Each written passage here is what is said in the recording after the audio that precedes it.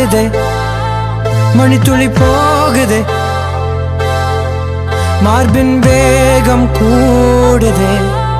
மனமோ ஏதோ சொல்ல வார்த்தை தேடுதே கண்ணெல்லாம் நீயேதான் நிற்கின்றாய் விழியின் மேல் நான் கோபம் கொண்டேன் இமை மூடிடு என்றேன் நகரும் நொடிகள்